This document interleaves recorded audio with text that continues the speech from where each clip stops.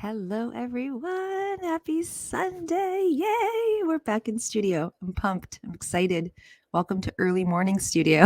I snuck in while everybody else was still sleeping. It's one of my favorite times, actually. I actually wake up quite early. I enjoy it. It's become definitely part of the process for me. Um, in terms of savoring these like quiet moments during the day. And of course, mm-hmm, coffee. Yep, I'm going to sip. Yep, I'm going to do it. Mm-hmm. It's necessary. Yep, there you go. So, good morning, everyone. Welcome back. Pretty excited to introduce our next topic series to everyone. But first, I have to say and acknowledge Happy Father's Day to all the papas out there, and not just the papas, the step papas, the grandpas, the uncles, the close family friends that help and step in if and when needed. We thank you. We honor you. Remember how important and integral you are. Never forget that, ever, ever, ever. And families are blended and may look different, but that does not change the value of who you are and what you do and what you have, and to really be appreciative of those people, of those relationships that you have in your life, however traditional or untraditional, that doesn't matter, right?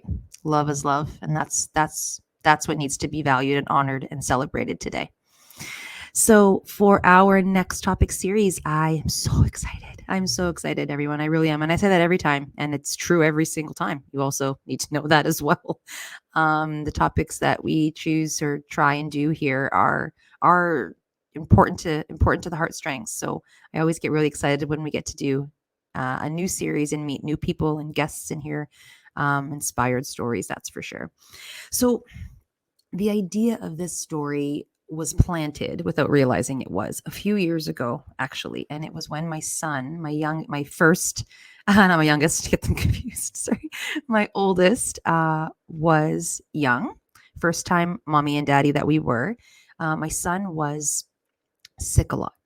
And we didn't know at the time what was going on. And in hindsight, it was because he needed ear tubes, and we didn't know that, but mommies and daddies that do know about them, we know how really routine and standard kind of common practice that they are, right? So just sort of to open up the ear canals, open up his sinuses, because there's common blockages. Tubes go in and then they fall out within like 18 months, give or take. So um, he later got the tubes in, but at that time we had no idea. So we were in and out of the clinic all the time, constant ear infections, etc. So this one night in particular, I remember, was during the week because Nathan had been fussing all day. My husband was at work. So I called him. I was on maternity leave, and I called him and I said, okay, we have to get him to the clinic. So we got off of work, came home, packed up, went down to the clinic, waited in line with a fussy baby like you do, waited in the waiting room. And my husband had to go get something out of the truck. I remember he had to step out. And I was walking around and pacing with my son, who was obviously very fussy. And I remember there was this woman that was sitting across the clinic, and she was, I can't remember what, at this point, it must have been like, it was an after dinner, like it was later on. Because I remember thinking, it's full and it's still dinner time. And it was dinner time. So I'm walking around with Nathan, and I'm pacing, and I caught eyes with this woman. And she was sitting in one of the chairs, and right beside her, she had placed her what was briefcase like. Her purse and her cell phone were sitting kind of piled on one another. Her phone was going off because I remember hearing the beeps, emails or messages, notifications, what you hear when that happens. And but it was face down. Her phone was face down, and she sat beside her things in this beautifully tailored suit. Her hair was done. She was in very nice shoes. She was in these high-heeled shoes. Because I remember thinking, damn woman, you look fantastic, but let's move on. As I am first-time mom, completely disheveled, not knowing what the hell I'm doing. And I remember looking at her, and on her lap was her son. And he must have been 7, 8. Like, he was taller, but he was completely nestled in his mom's lap, obviously not feeling very well. And she was rocking him back and forth. And she had on this subtle smile on her face as she was rocking him. And I kept staring at her thinking, wow, like you must be exhausted. And I completely understand. And look at you, like obviously I'm figuring she hasn't even been home yet. They probably haven't even eaten yet, or they ate something quick on the way. And that's not even facing her. I'm like, oh my God.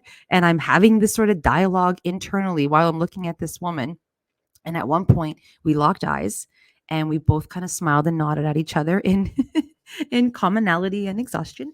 And then, we sort of went about our own way, and we're obviously, busy focusing on our own thing. But that vision never left me. It is something that I still think about at times, just looking at this woman and I trying to balance it all, trying to figure it all out, all while she had on that subtle smile with her child as he was not feeling well. And throughout her whole day, I thought she had to show up for so many people. Somewhere in there, her boss, her partners, her friends, her responsibility. Somewhere in there, hopefully she showed up for herself at some point and then came home, put on a different hat, and then showed up for her child, all while looking like it was absolutely okay. And that is something that, like I said, it's never left me. And I was so inspired in that moment, by that moment. So for this next topic series, I wanted to honor that woman. I wanted to honor all the mamas out there, the business women out there that are trying to balance it all. So for this next topic series, I have coined it coffee, briefcases, and diaper bags. In honor of that moment, and in honor of the women out there that are doing what it takes to create a business, to create a lifestyle that is authentic to who they are, to honor their passions, to create networks that fiercely support and matches their ambitions. Not just the support of which we say good job superficially, but deep down are jealous as hell. No, it's about how do we fiercely support one another? How do we fiercely show up for one another and understand that their success, women's success, our friendship success are not in competition of us, but actually in support of us, because if we can help them, they can help us, right? And that's something that I think in this series is definitely something I've picked up on pattern. It is the networks and circles and the huddles that you create and surround yourself by is very much telling of your success and how quickly that success will happen. So in honoring these women and how they balance the personal and the professional landscape, while trying also to balance partners and children and wellness and health and money and their own healing and a partridge in a pear tree, right? So just all of it, like how they try to manage and balance all of it.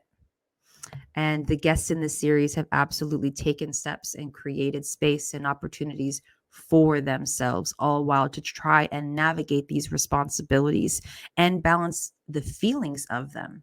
So, whether that is exhaustion, guilt, judgment, their own restlessness that you sort of have to counteract and deal with as well, because it's so easy to get lost in what it is we're trying to do and the responsibilities of it. And that does not make it more important than our partners necessarily by any means. No, but we understand that it is different, that how we navigate things and how we are expected to navigate things is just different. It's not the same. And it's okay to acknowledge that, I think. And it's okay to honor that as well.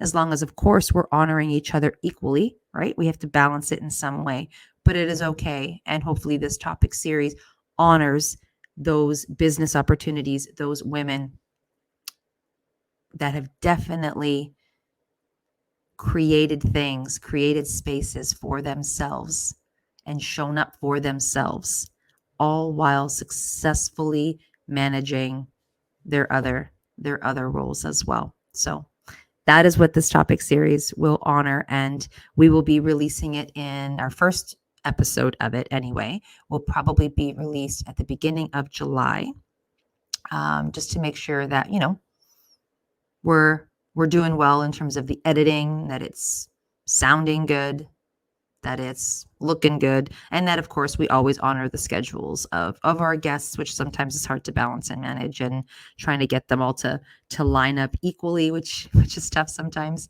And as well as, I mean, it's incredible how I've actually been able to connect with some certain guests, whether that is from the Dominican Republic or that is from England. One of our guests is from the UK, which is so cool. And I get to meet these incredibly inspired women and hear their stories. And I know that when you do as well, you will be equally as inspired as I am. So I hope you guys have an amazing Sunday and an amazing couple of weeks in between. So until we talk very, very soon, I hope you guys have a restful end of year as we approach summer. We're so looking forward to the recharge, and I will talk to you guys soon. Can't wait.